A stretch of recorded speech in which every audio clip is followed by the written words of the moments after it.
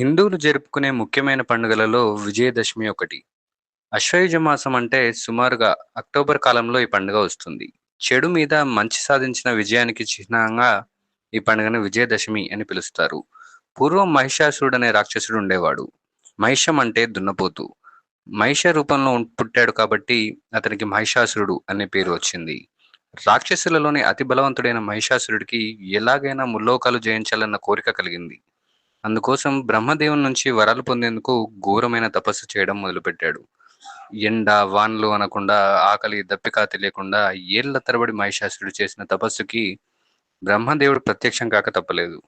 ఈ ప్రపంచంలోని ఏ పురుషుడి చేతిలోనూ నాకు చావు ఉండకూడదు అని కోరుకున్నాడు మహిషాసురుడు.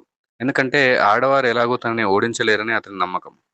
బ్రహ్మదేవుని వరాన్ని పొందిన మహిషాసురుడు ముల్లోకాల మీద పడి ప్రజల్ని పీడించసాగాడు. సాక్షాత్తు బ్రహ్మ, విష్ణు, మహేశ్వరులు కూడా అతన్ని ఏమీ చేయలేకపోయారు. దాంతో ఆ రాక్షసుని ఎదుర్కొనేందుకు వారంతా కలిసి ఒక ఉపాయాన్ని ఆలోచించారు. మహిషాసురుడి చావు ఒక స్త్రీ చేతిలో ఉంది కాబట్టి అతన్ని ఎదుర్కొనేంత బలవంతురాల్ని సృష్టించాలనుకున్నారు. అలా వారందరి అంశాలతో ఉద్భవించిన దేవతే దుర్గాదేవి. 18 చేతులతో యుద్ధానికి సిద్ధంగా ఉన్న దుర్గామాతకు తమ తమ ఆయుధాలను అందించారు దేవతలు. విష్ణువు సుదర్శన చక్రాన్ని, శివుడు త్రిశూలాన్ని, దేవేంద్రుడు వజ్రాయుధాన్ని అందించారు. ఇలాంటి గొప్ప ఆయుధాలన్నీ సేకరించి సింహాన్ని వాహనంగా చేసుకొని మహిషాసురుడి మీద దండయాత్రకు బయలుదేరింది దుర్గామాత. మరి మహిషాసురుడు తక్కువవాడా? లక్షల మంది సైన్యంతో దుర్గామాతని ఎదుర్కొన్నాడు. తానే స్వయంగా ఒక్కోసారి సింహంలాగా, ఏనుగులాగా, దున్నపోతులాగా మారుతూ దుర్గామాతతో పోరాడాడు. కానీ అతని లక్షల మంది సైన్యాన్ని దుర్గాదేవి వాహనమైన సింహము చీల్చి చిండాడాయి. 9 రోజులు భీకరంగా పోరాడిన తర్వాత మహిషాసురుడిని సంహరించింది దుర్గాదేవి. ఆ సందర్భంగా దేవతలందరూ సంబరాలు జరుపుకున్నారు. అదే విజయదశమికి నాంది. శరద్ ఋతువులోని 9 రోజుల పాటు ఈ యుద్ధం సాగింది కాబట్టి ఈ పండుగ రోజుల్లో నవరాత్రులు అని, 10వ రోజు విజయం దక్కింది కాబట్టి దసరా అని అంటారు.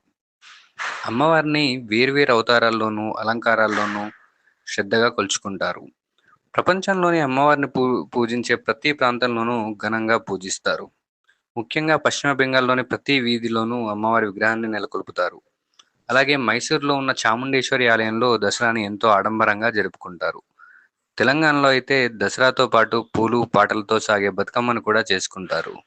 రాముడు రావణాసురుడిని సంహరించింది కూడా ఈ రోజే అని నమ్ముతారు చాలామంది. అందుకే ఉత్తర భారతదేశంలో రాముడు రావణాసుడికి మధ్య జరిగే యుద్ధ సన్నివేశాలను రామ్లీలా పేరుతో ప్రదర్శిస్తారు. మహాభారతం ప్రకారం పాండవుల వనవాసం ముగిసింది కూడా విజయదశమి నాడే. ఆ రోజున పాండవులు తాము జమ్మి చెట్టు పైన దాచుకున్న ఆయుధాలను తిరిగి తీసుకున్నారట. ఆ సందర్భాన్ని గుర్తు చేసుకుంటూ విజయదశమి నాడు జమ్మి చెట్టుకు పూజలు చేస్తారు. ఇంతకీ దేవతలు, రాక్షసులు మనలో కూడా ఉన్నారు తెలుసా? మనలోని మంచితనమే దేవత, చెడు ఆలోచనలే రాక్షసులు. ఆ చెడు కలిగించే ప్రలోభాల నుండి బయటపడితే అదే విజయదశమి.